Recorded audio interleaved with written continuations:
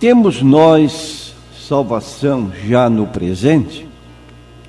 Lucas capítulo 19, do versículos 1 ao 10. E tendo Jesus entrado em Jericó, ia passando, e eis que havia um homem chamado Zaqueu, e era este um chefe dos publicanos, e era rico. E procurava ver quem era Jesus, e não podia por causa da multidão, pois era de pequena estatura. E correndo adiante, subiu a um sicômoro para o ver, porque havia de passar por ali. E quando Jesus chegou àquele lugar, olhando para cima, viu e disse-lhe: Zaqueu, desce depressa, porque hoje me convém pousar em tua casa. E apressando-se, desceu e recebeu-o alegremente. E vendo todos isto, murmuravam, dizendo que entrara para ser hóspede de um homem pecador. E levantando-se Zaqueu, disse ao Senhor: Senhor, eis que eu dou aos pobres metade dos meus bens, e se em alguma coisa tenho defraudado alguém, o restituo quadruplicado. E disse-lhe Jesus: Hoje veio a salvação a esta casa, pois também este é filho de Abraão, porque o Filho do Homem veio buscar e salvar o que se havia perdido. Prezados ouvintes, temos aqui um episódio da vida do Senhor Jesus Cristo durante o seu ministério aqui na terra. Ele entrou na casa de um homem reconhecidamente detestado, hostilizado, e que jamais os moradores de Jericó poderiam admitir que Jesus Cristo escolhesse aquela casa para entrar. E quando Jesus estava dentro daquela casa, Zaqueu espontaneamente se manifestou, mostrando um arrependimento profundo por todos os erros cometidos e um desejo de mudar de vida que levou Jesus a pronunciar palavras que são elas: hoje veio a salvação a esta casa, pois também este é filho de Abraão. Essa declaração de Jesus, no versículo 9, hoje veio, há traduções da Bíblia que dizem: hoje entrou a salvação a esta casa. Esta palavra veio, ou a palavra entrou, são verbos, e estão no passado. Hoje veio, hoje entrou.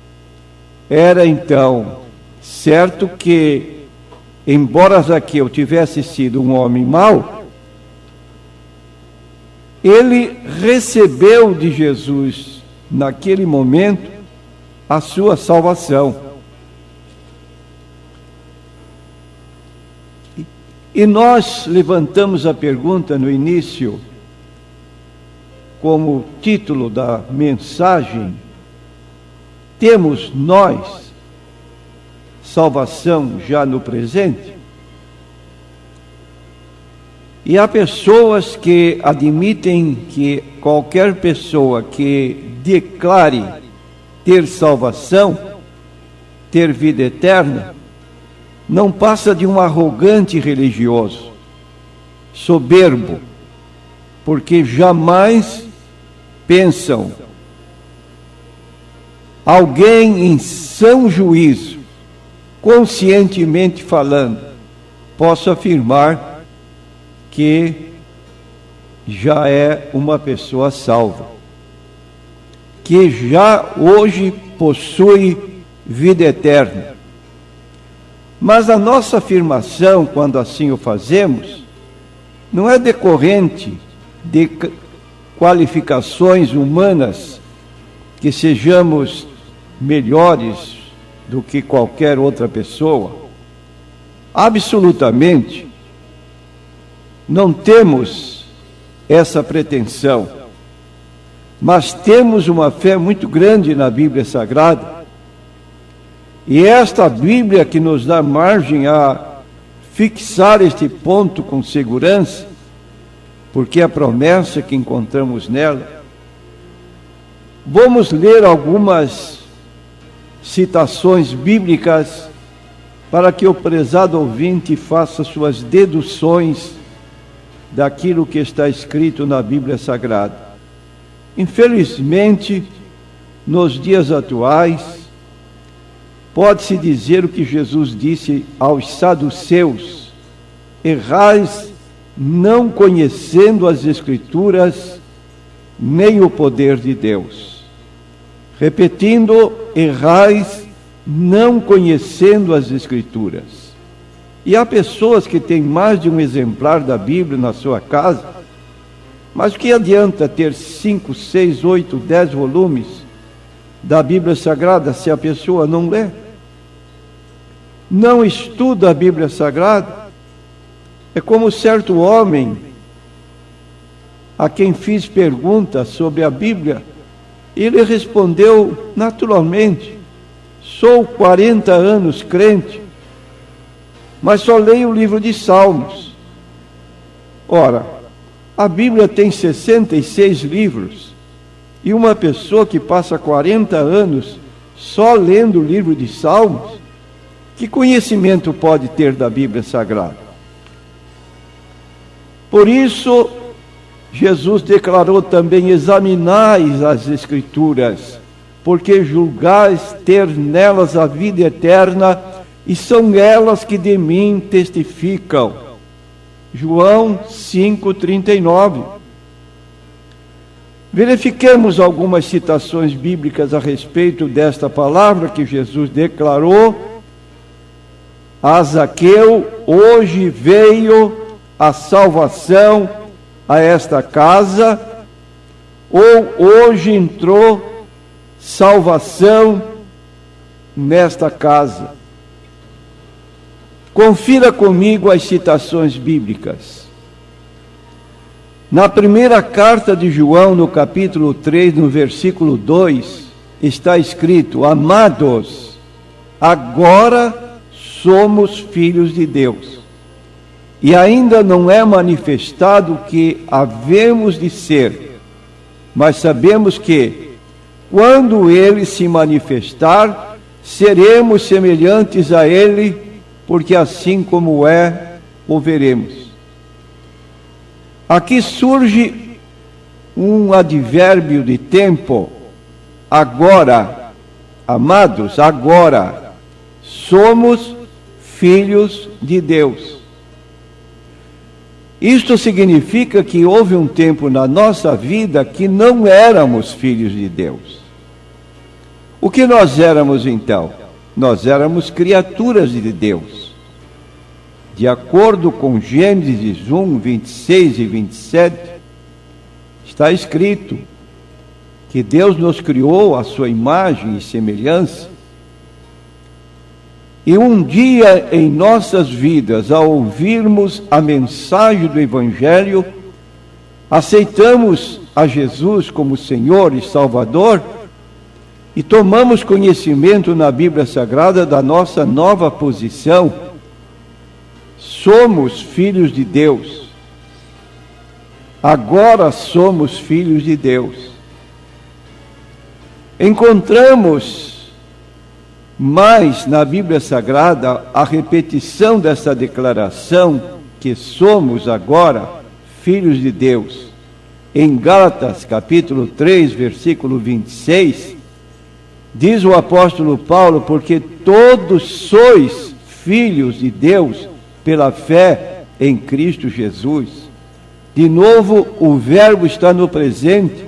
Eu sou, tu és, ele é, nós somos, vós sois filhos de Deus pela fé em Cristo Jesus.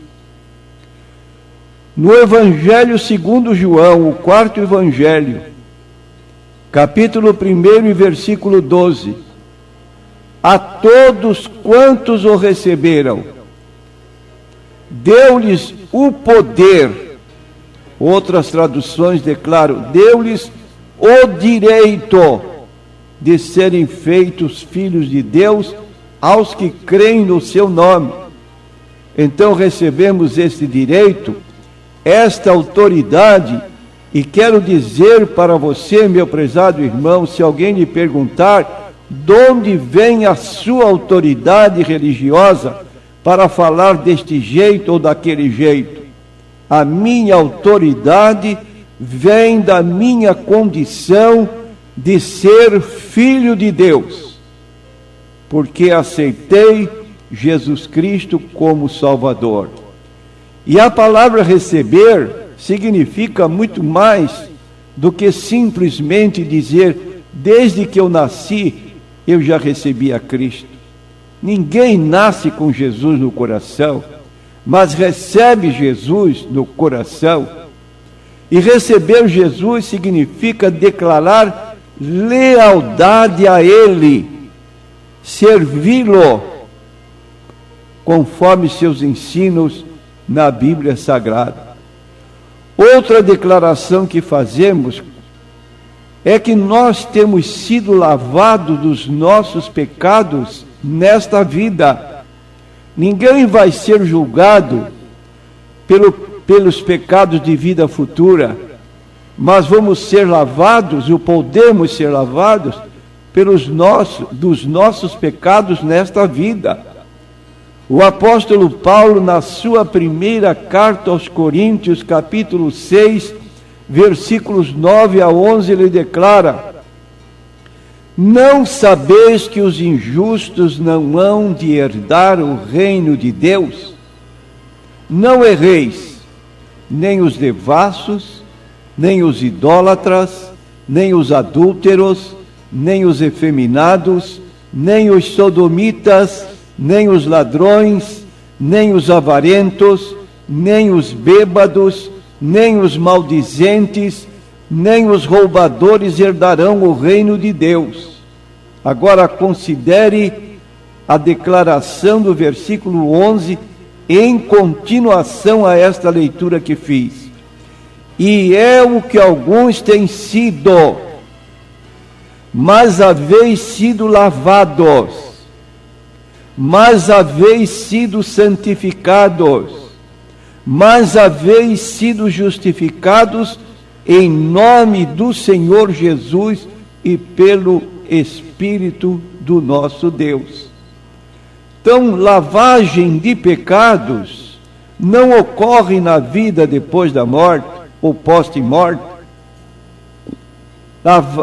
Lavagem de pecados, apagamento, cancelamento de pecados ocorre na presente vida. É o que o apóstolo Paulo declara, comparando o passado com o presente, e é o que alguns têm sido, ou seja, pessoas que cometeram determinados pecados aqui especificados. Porém, haveis sido lavados, haveis sido santificados, haveis sido justificados em nome do Senhor Jesus. Tudo falando de uma ocorrência que se deu já em nossa vida, não decorrente de qualificações, repito, pessoais, mas pela nossa fé na pessoa de Cristo, conforme o ensino das Escrituras Sagradas. Observamos também em nossa vida que nós temos nascido de novo.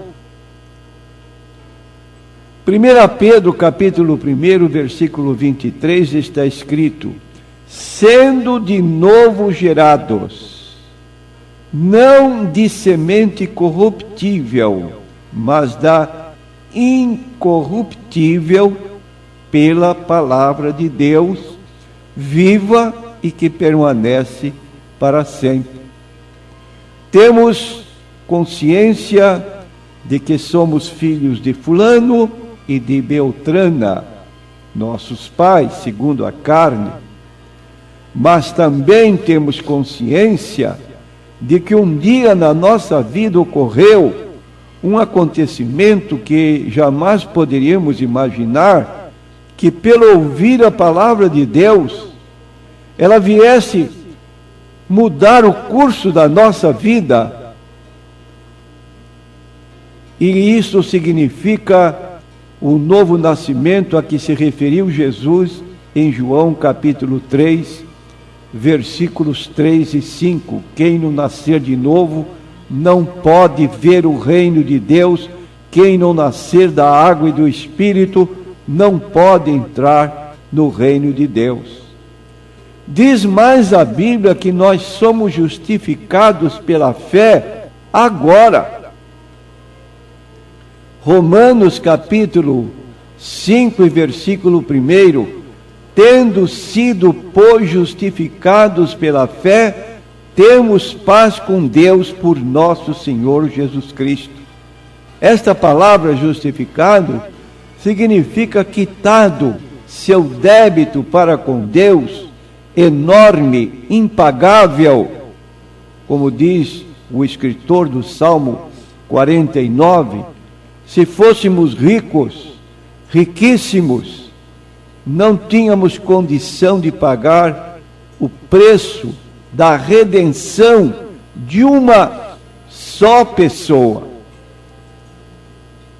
Os recursos financeiros acabariam antes, pois a redenção da alma é caríssima. Mas nós fomos justificados pela fé, temos paz com Deus por nosso Senhor Jesus Cristo. E finalmente, temos vida eterna agora. João, capítulo 5, versículo 24. Na verdade vos digo que quem ouve a minha palavra e crê naquele que me enviou, tem a vida eterna. Repetindo, tem a vida eterna. Não entrará em condenação, mas passou da morte para a vida. São 3 bênçãos que recebemos quando ouvimos a palavra e cremos naquele que enviou o Senhor Jesus Cristo para ser o nosso Salvador. Primeira bênção, temos a vida eterna, vida de comunhão com Deus, que não tínhamos. Agora podemos entrar em nosso quarto, fechar nossa porta e entrar em contato com o Pai Celestial, que, embora não seja visto, está presente. Segundo, não entraremos em condenação no futuro. Nenhuma condenação há para os que estão em Cristo Jesus. E terceiro, hoje passamos da morte para a vida. Morte, separação de Deus. Vivíamos separados de Deus por causa dos nossos pecados, mas fomos reconciliados com Deus pela morte do Senhor Jesus Cristo. E o último versículo a ser citado está em 1 João capítulo 5 e versículo 12. Quem tem o Filho tem a vida. Quem não tem o Filho de Deus não tem a vida. Prezado ouvinte, Jesus não entra na vida de ninguém sem convite, sem aceitação. E ele diz no capítulo 3 de Apocalipse, versículo 20 e 21, estou à porta e bato, se alguém ouvir a minha voz e abrir a porta, entrarei em sua casa. Você precisa receber Jesus, como Zaqueu o fez, alegremente. Ele desceu daquela árvore onde tinha subido para ver Jesus, de modo que ninguém o observasse, Jesus parou, olhou para cima. Zaqueu, desce depressa, porque hoje quero entrar em sua casa. E ele desceu apressadamente e diz o texto alegremente: receba Jesus em sua vida. Você terá a vida eterna, a salvação ainda nesta vida presente. Amém.